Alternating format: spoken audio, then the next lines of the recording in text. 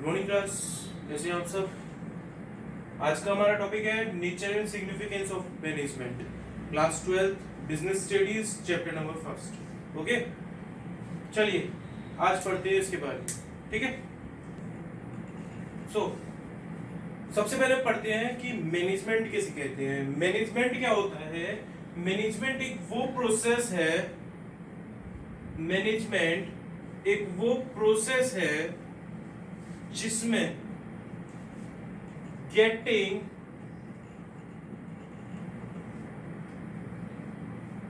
Work done. Management क्या है? एक प्रोसेस है किसी भी काम को करने का। आगे बात समझ में?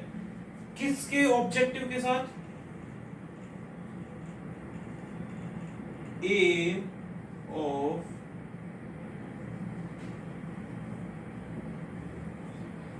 achieving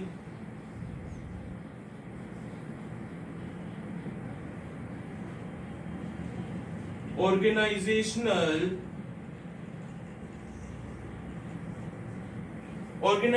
के गोल्स को अचीव करने का काम करके ये एक प्रोसेस कहलाता है मैनेजमेंट। लेकिन ये गोल्स जो अचीव होते हैं वो भी गोल्स कैसे अचीव होने चाहिए?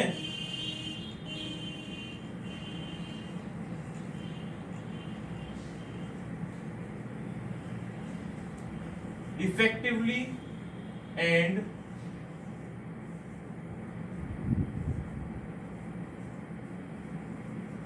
एफिशिएंट। आगे बात समझ में? तो मैनेजमेंट की डेफिनेशन निकल के आ गई कि management is a process of getting the work done with the aim of achieving organizational goals effectively and efficiently। आगे बात समझ में? मैनेजमेंट क्या होता है? एक प्रोसेस होता है जहां पे आपका वर्क किया जाता है किस ऑब्जेक्टिव के साथ, ताकि आप अपने ऑर्गेनाइजेशन के गोल्स को अचीव कर सकें। कैसे अचीव कर सकें? Effectively and efficiently. आगे बात समझ में नहीं आ रही? चलिए अगला टॉपिक आता है हमारा एफिशिएंसी एंड इफेक्टिवनेस। सर आपने तो बता दिया था सर मैनेजमेंट क्या है? एक प्रोसेस है कोई काम करने का, ऑर्गेनाइजेशन के गोल्स को अचीव करने के एम को लेकर के कैसे effectively and efficiently, effectively and efficiently उस काम को करने के लिए मैनेजमेंट कहलाता है। अब बात करते हैं कि एफिशिएंसी किसे कहा जाता है और इफेक्टिवनेस किसे कहा जाता है। तो सबसे पहले बात करते हैं एफिशिएंसी की। एक पर्सन को एफिशिएंट तब बोला जाता है जब वो कोई भी काम does any work correctly,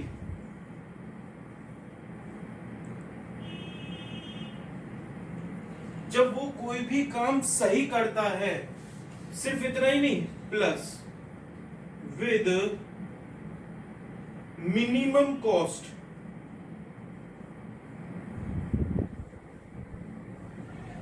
plus optimum utilization of resources। Efficiency का मतलब क्या होता है कि कोई भी काम को सही तरीके से करना, कम से कम कॉस्ट में करना और रिसोर्सेज का ऑप्टिमम यूटिलाइजेशन करना, यानी कि जितना जरूरत है उतना ही और रिसोर्सेज को यूज करना है, फालतू का वेस्ट नहीं करना है। यदि आप काम इस तरीके से एक पर्सन काम करता है तो उस पर्सन को कहा जाता है कि वो पर्सन एफिशिएंटली काम कर रहा है। आगे बात समझ में? बात करते हैं कि इफेक्टिवनेस किसे कहते हैं। इफेक्टिवनेस मतलब होता है simple if a person does और completes his work on time।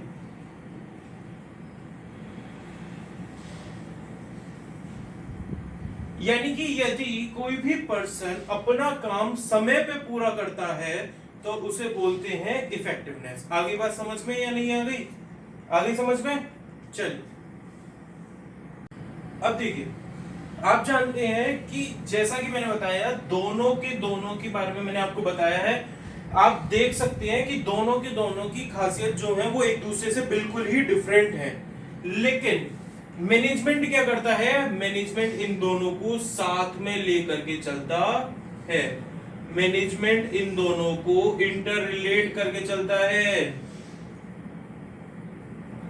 Management क्या करता है, इन दोनों को इंटर रिलेट करके चलता है।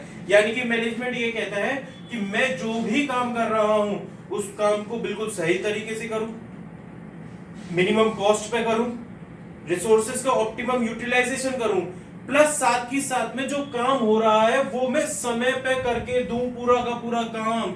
ये होता है मैनेजमेंट। आगे बात समझ में नहीं आ गई? मैनेजमेंट की डेफिनेशन में लास्ट में हमने लिखा था इफेक्टिवली एंड एफिशिएंटली, है ना? तो दोनों का मतलब क्या हुआ कि मैनेजमेंट जो है वो दोनों वर्क साथ में लेकर के चलता है। आगे बात समझ में? अब एक एक एग्जांपल लेते हैं इनका। एफिशिएंसी का मतलब क्या होता है, सपोज करते हैं कि आपको कोई प्रोजेक्ट वर्क मिला, ठीक है? स्कूल में आपको कोई भी प्रोजेक्ट वर्क मिला, आपने उसको बहुत ही अच्छी तरीके से डेकोरेट करके, बहुत अच्छी तरीके से सजा वजा करके उसको आपने बना करके रख लिया, ठीक है? लेकिन आप उसको सबमिट नहीं कर पाए सही समय पे, आप उसको सही समय पे स्कूल में सबमिट नहीं कर पाए, तो आपका वो जो प्रोजेक्ट वर्क था जो आपको मिला था वो कहलाएगा एफिशिएंट बट नॉट इफेक्टिव। आप एफिशिएंट तो रहे लेकिन आप इफेक्टिव नहीं रहे। क्यों? क्योंकि आपने अपना काम समय पर कंप्लीट नहीं किया, आपने अपना प्रोजेक्ट समय पर सबमिट नहीं किया। तो आप इफेक्टिव जरूर कहलाओगे लेकिन एफिशिएंट नहीं कहलाओगे। आगे बात समझ में नहीं आ गई?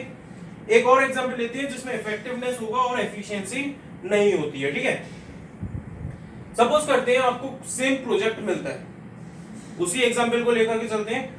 आपको एक प्रोजेक्ट मिला, आपने उस प्रोजेक्ट को बना लिया जैसे तैसे, आपने उसको कंप्लीट कर लिया और आपने उसको टाइम पर सबमिट भी कर दिया, ठीक?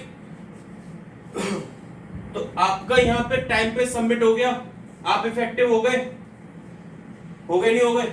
लेकिन क्या आपने वर्क सही किया? नहीं किया। क्या आपने कम से कम कॉस्ट यूज करी? नहीं की।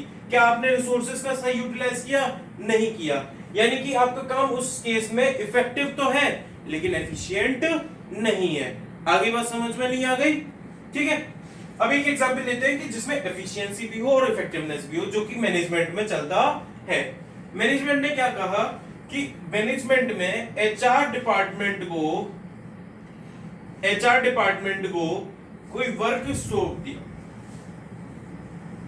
एचआर डिपार्टमेंट क्या होता है? Human resource department. Okay, human resource department को एक वर्क दे दिया कि आपको ध्यान रखना है कि बाकी के डिपार्टमेंट्स जो हैं वो सही तरीके से वर्क कर रहे हैं या नहीं कर रहे हैं, ठीक है? और उसकी रिपोर्ट मेरे को टाइम टू टाइम देती रहनी है।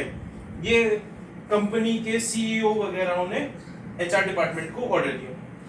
अब एचआर डिपार्टमेंट का काम क्या था कि वो अपना काम बिल्कुल सही तरीके से करे, यानी कि सब पे नजर रखे, कम से कम कॉस्ट लगे उसकी, और जितने भी रिसोर्सेज यानी कि जो भी वो रिसोर्सेज यूज कर रहा है उस चीज के लिए उनका उतना ही इस्तेमाल किया जाए जितना जरूरत है।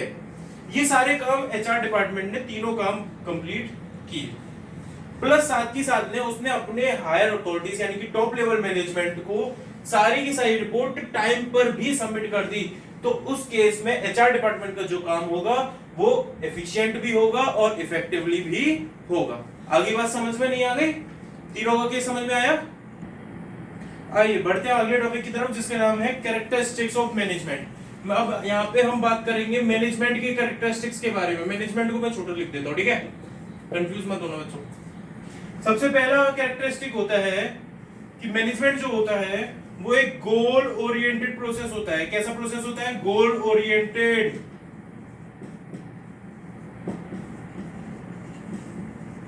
गोल ओरिएंटेड प्रोसेस का मतलब क्या होता है कि इसका ऑब्जेक्टिव होता है कि जो भी मैनेजमेंट ने, जो भी ऑर्गेनाइजेशन ने, कंपनी ने जो भी गोल बनाए हैं उसको किस तरीके से अचीव करना, ये मैनेजमेंट का काम होता है।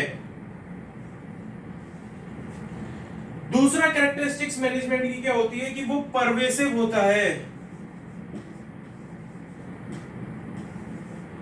It is pervasive in nature, यानी कि हर यूनिट पे, हर लेवल ऑफ मैनेजमेंट पे वो एप्लीकेबल होता है।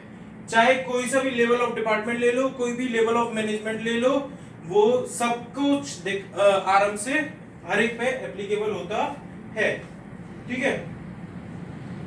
तीसरा आता है मल्टी डायमेंशनल।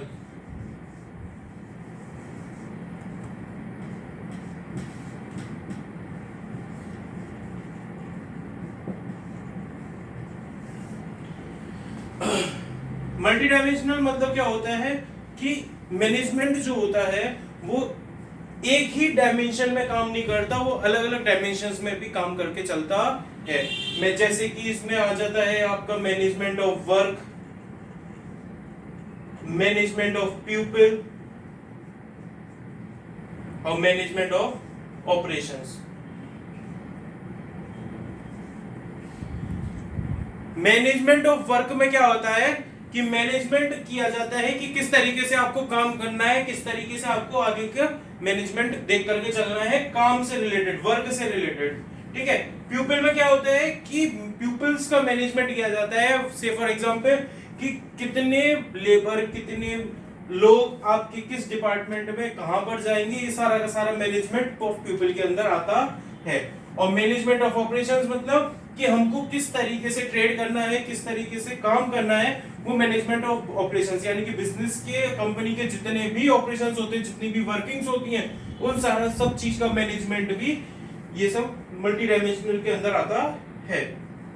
तो फोर्थ पॉइंट है continuous process.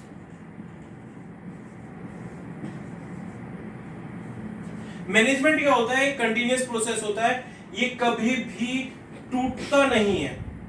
Continuous process in the sense कि सबसे पहले कुछ भी आपको करना पड़ेगा, इसके बारे में हम आगे चल के पढ़ेंगे।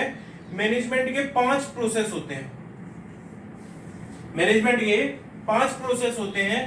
पहले प्लानिंग, फिर उसको ऑर्गेनाइज करना, फिर उसको डायरेक्ट करना, स्टाफिंग करना और कंट्रोलिंग। इस तरीके से 5 प्रोसेस होते हैं मैनेजमेंट के। इन 5 प्रोसेसेस को क्या होता है कि जैसे ही कंट्रोलिंग खत्म होती है, आपकी प्लानिंग अगेन शुरू हो जाती है। इसके बारे में डीपली हम बाद में पढ़ेंगे। ये मैंने 5 प्रोसेसेस बताए बस आपको अभी, ये सीक्वेंस वाइज रहते हैं। ओके।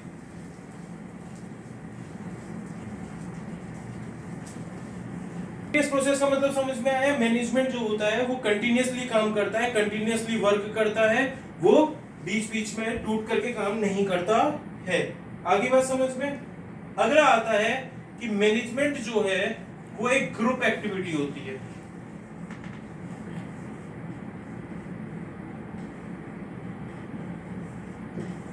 यानी कि मैनेजमेंट जब भी काम करता है, जब भी कोई भी वर्किंग्स करता है, वो एक ग्रुप में रह करके काम करता है। ये नहीं है कि सिंगल पर्सन अलग अलग काम कर रहे होते हैं, वो एक ग्रुप बना लेते हैं 4-5 जनों का,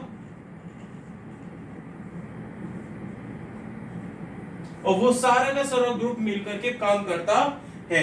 ये नहीं है कि आपने अकेले में ही काम करते, आप अपने अकेले में ही काम करने लग गए, कोई दूसरा काम करने में लग गया, तो वहां पे मैनेजमेंट वर्क नहीं कर पाता है। आगे बात समझ में नहीं आ गई?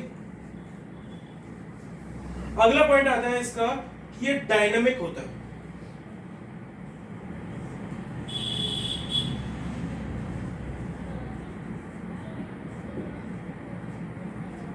ये डायनामिक फंक्शन होता है।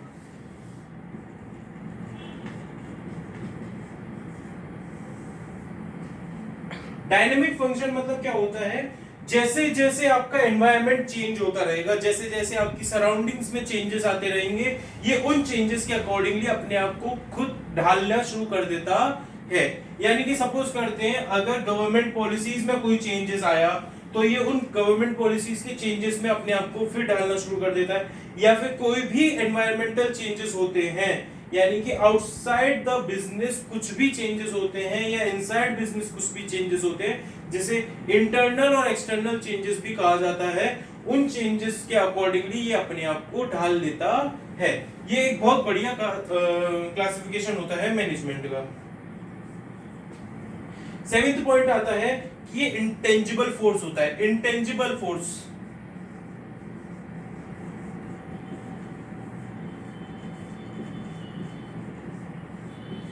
इंटेंजिबल फोर्स का मतलब क्या होता है, आपने क्लास 11th में अकाउंट्स में पढ़ा होगा, इंटेंजिबल मतलब क्या होता है, विच वी कैन नॉट सी और टच, जिस चीज को हम देख नहीं सकते, जिस चीज को हम टच नहीं कर सकते लेकिन हम फील कर सकते हैं, उसे बोलते हैं इंटेंजिबल। सेम इसी तरीके से मैनेजमेंट को आप देख नहीं सकते ना, मैनेजमेंट को आप टच कर सकते हैं, लेकिन हाँ आप उस मैनेजमेंट को फील कर सकते हैं कि हाँ ये मैनेजमेंट इस तरीके से वर्क कर रहा है। तो इसलिए इसकी एक कैरेक्टरिस्टिक ये भी होती है कि ये दिखता नहीं है, हम इसको छू भी नहीं सकते, हम इसको देख भी नहीं सकते, लेकिन हम उसको महसूस कर सकते हैं। ये एक बहुत बढ़िया क्लासिफिकेशन होता है, एक बहुत बढ़िया कैरेक्टरिस्टिक होती है आपके मैनेजमेंट की। आगे क्लास समझ में नहीं आई? आइए अगला टॉपिक है हमारा ऑब्जेक्टिव्स ऑफ मैनेजमेंट, और इस क्लास का ये आखिरी टॉपिक है, ठीक है। ऑब्जेक्टिव्स ऑफ मैनेजमेंट का मतलब क्या होता है कि हमारा जो भी मैनेजमेंट है उसकी क्या क्या ऑब्जेक्टिव्स हैं, उसके क्या क्या गोल्स हैं, उन चीजों के बारे में अब हम पढ़ने जा रहे हैं। बेसिकली हर मैनेजमेंट के 3 मेन ऑब्जेक्टिव्स होते हैं, 3 मेन ऑब्जेक्टिव्स होते हैं, एक पर्सनल, एक सोशल और एक ऑर्गेनाइजेशनल।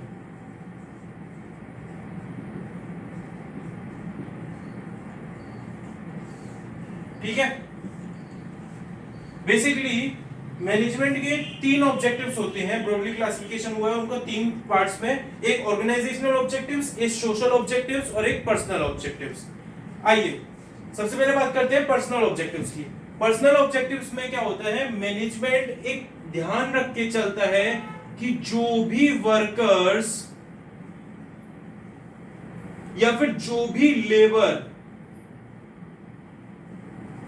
इनकी ऑर्गेनाइजेशन में काम कर रही हैं, जो भी वर्कर्स और जो भी लेबर इनकी ऑर्गेनाइजेशन में काम कर रही हैं, उनको प्रॉपर बेनिफिट मिलना चाहिए, उनको प्रॉपर बेनिफिट मिलना चाहिए। यानी कि उनके कहने का मतलब क्या है कि उनको टाइम टू टाइम रेम्यूनरेशन मिलना चाहिए, समय से उनको उनकी सैलरी, उनके वेजेस वगैरह मिलने चाहिए, साथ में उनको हेल्थ फैसिलिटीज वगैरह मिलनी चाहिए, ये सब मिलनी चाहिए। तो मैनेजमेंट के क्या ऑब्जेक्टिव्स है पर्सनल बेस पे, कि जो भी वर्कर्स या जो भी लेबर्स उनके यहाँ काम कर रही हैं, उनको आराम से पूरे तरीके से बेनिफिट दिया जा सके। आगे बात समझ में नहीं है? समझ में? ओके, आगे बढ़ते हैं सोशल ऑब्जेक्टिव्स की तरफ। सोशल ऑब्जेक्टिव्स कौन से ऑब्जेक्टिव्स होते हैं? जैसा कि आप जानते हो कि सोसाइटी के लिए जो भी और मैनेजमेंट के ऑब्जेक्टिव्स होते हैं उन्हें सोशल ऑब्जेक्टिव्स कहा जाता है। तो सोशल ऑब्जेक्टिव्स में क्या आता है कि आप एम्प्लॉयमेंट को जनरेट करें, जनरेट एम्प्लॉयमेंट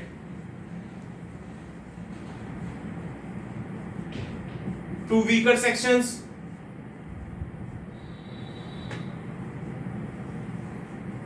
जो भी सोसाइटी के वीकर सेक्शंस हैं वहां पे एम्प्लॉयमेंट को जनरेट करने की अपॉर्चुनिटी प्रोवाइड करी जाती है, प्लस साथ में आप क्वालिटी प्रोडक्ट्स, क्वालिटी गुड्स आप प्रोवाइड करें सोसाइटी को। ठीक है, इस तरीके से कुछ सोशल ऑब्जेक्टिव्स होते हैं मैनेजमेंट के कि हम सोसाइटी के लिए कुछ ऐसा काम करें जो आगे हमारी पूरे कंट्री के लिए बेनिफिशियल हो जाए। अब बात करते हैं कि ऑर्गेनाइजेशन के अपने खुद के क्या ऑब्जेक्टिव्स होते हैं। तो मैनेजमेंट ऑर्गेनाइजेशन अपने खुद की ऑर्गेनाइजेशन के क्या ऑब्जेक्टिव्स लेकर के चलता है। तो ऑर्गेनाइजेशनल ऑब्जेक्टिव्स में बेसिकली 3 चीज आती हैं। सबसे पहला आता है सर्वाइवल, दूसरा आता है प्रॉफिट, और तीसरा आता है ग्रोथ।